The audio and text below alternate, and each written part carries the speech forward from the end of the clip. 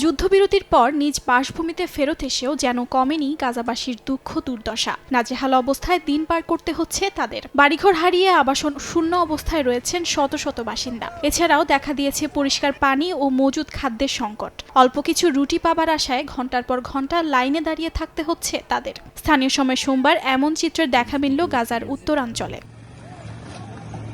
পরিবারের জন্য খাবারের যোগান দিতে বেগ পেতে হচ্ছে বলে জানান ফিলিস্তিনিরা। বসবাসের জায়গা খুঁজতেও তাঁবু টানানোর ক্ষেত্রে সমস্যার সম্মুখীন হতে হচ্ছে বলে জানান অনেকে। গাজার উত্তরাঞ্চল পুরো খালি হয়ে গেছে বলে জানান বাসিন্দারা। আমি এখানে দাঁড়িয়ে আছি কিছু রুটি পাওয়ার আশায়। আমরা এখানে মোট 22 জন মানুষ আছি, আর এখানে তার তুলনায় খুব কম রুটি মজুদ আছে। পুরো উত্তরাঞ্চলে শুধুমাত্র একটি বেকারি খোলা আছে। অনেক বড় ঘাটতি দেখা দিয়েছে। আমরা সবাই সকাল 8টা থেকে শুরু করে দুপুর 2টা পর্যন্ত এখানেই দাঁড়িয়ে আছি। আবার পরদিন লাইনে দাঁড়াতে হবে। গাজায় আটা সরবরাহ করা হোক। আমার বেকারির রুটি প্রয়োজন নেই।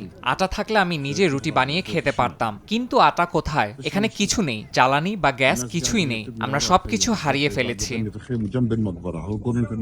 অনেকের জায়গা না পেয়ে আশ্রয় নিতে হচ্ছে একদম কবরের পাশেই। গাজা পুনর্বাসনের কোনো পদক্ষেপ এখনো চোখে পড়ছে না বলে অভিযোগ করেছে ফিলিস্তিনিরা। অর্জিতা শেহজিন, সময় সংবাদ।